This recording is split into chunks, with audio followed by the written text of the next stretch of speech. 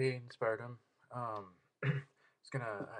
was commenting with you in your comment section, and you said to make a response video about your experience as being a Jehovah Witness. I don't know that much about Jehovah Witnesses, so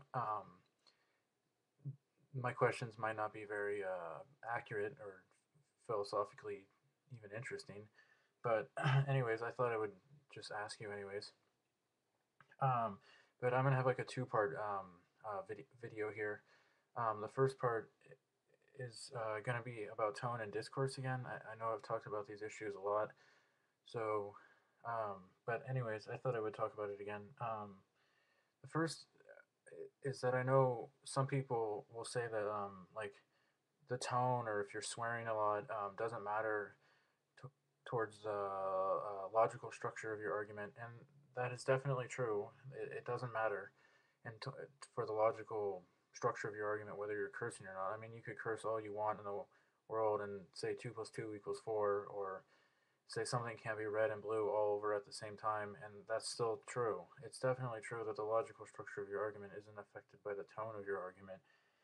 But I think the thing though that people might not know is that it, is that I think people are really drawn to tone. I remember I was reading a survey once, and it was about who people vote for. And there was the incumbent, and then there was the challenger versus the incumbent in elections. And a lot of who people voted for was actually based on how the local sports team was doing. So if like the local football team was winning, they were more likely to vote for the incumbent.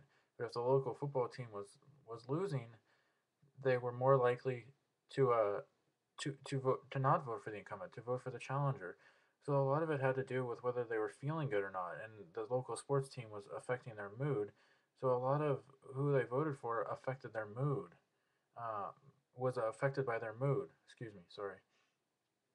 And I think I think if we think that all we're drawn to is just straight logic, the logical structure of an argument, I think we're really, really fooling ourselves.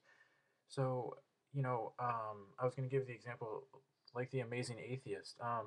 He, he's a bright guy and he makes good arguments often, but I think his tone though is he's often very loud and aggressive and he curses a lot, and he kind of ridicules people often, and so I think the thing is with people like the amazing atheist, if he was boring and he didn't yell or swear or he didn't ridicule people, how many subscribers would he really have?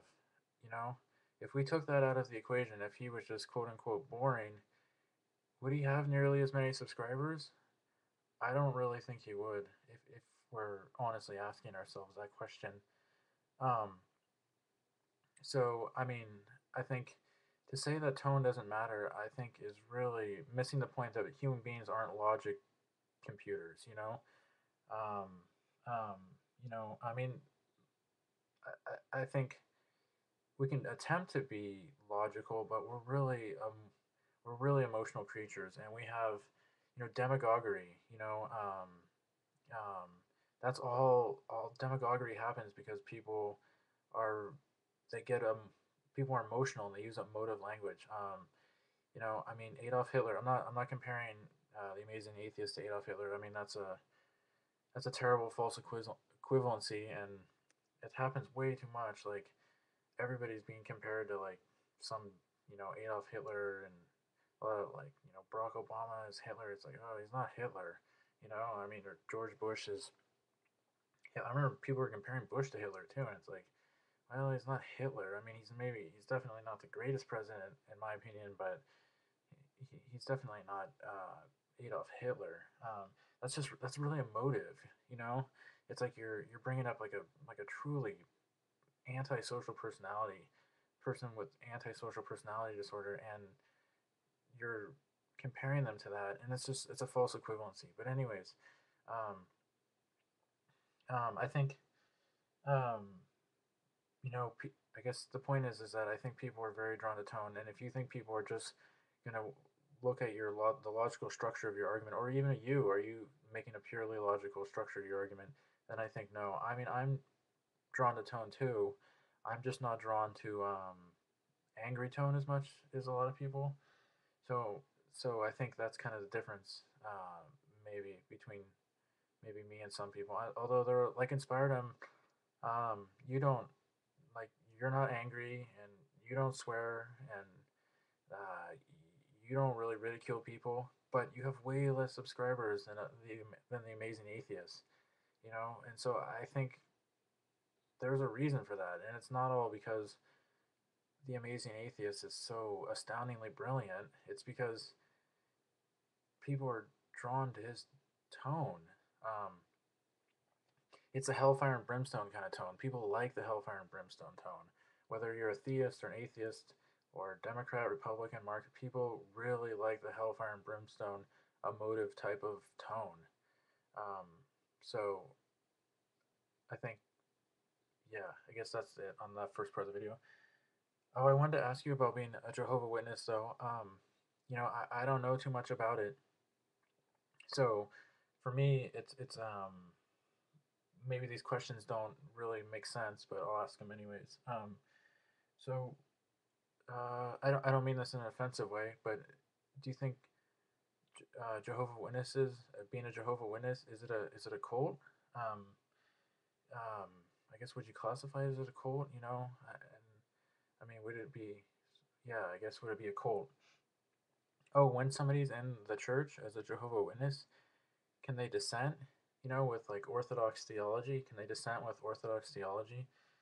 Can you disagree with like the traditional beliefs as in Jehovah Witness that Jehovah Witnesses have? Um, oh, I know. Um, it's a version of Protestantism, but would you say that um, Jehovah Witnesses believe in grace? Um, because I know, like in Lutheranism, Martin Luther said grace alone saves Christians, and I know Paul he said no, it's not whether you follow the law or not, it's whether you believe in Jesus in the New Testament, um, in Corinthians and things like that. So would you say that um, I don't know. I guess maybe that question doesn't maybe it's overly simplistic, but would you say Jehovah Witnesses believe in grace?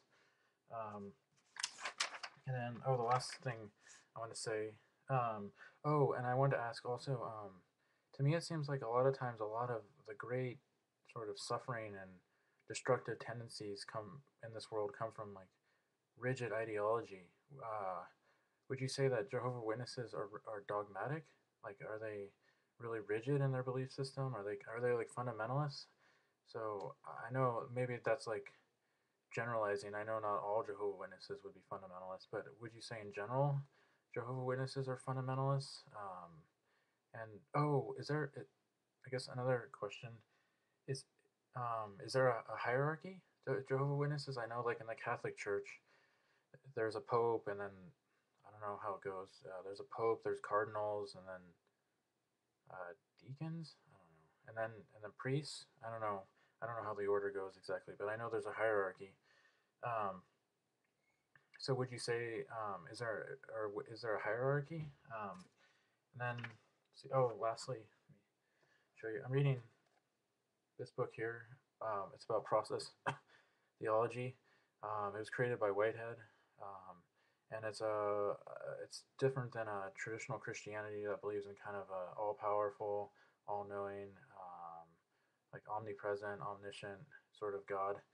Um, it's a process God.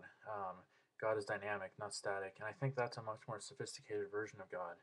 So I guess would Jehovah Witnesses believe in like sort of a static God, or because it seems like in traditional Christianity, God is almost like a determinist. Like it's like God has everything mapped out and planned out for people. Like God has a plan for everybody, and it's like implying sort of almost tacitly that there's a determinism to the world, like a theistic determinism. And I don't think that's right because there's a lot of suffering in this world, and that would imply that God is pretty cruel. If that's the plan God has for all people, it's a pretty that's a pretty cruel God, you know, because there's been a terrible amount of suffering in this world. So I think our conception of God has to change a little and has to incorporate God being dynamic and not static. But anyways, um, okay, those were my questions, and thanks a lot. And okay, bye.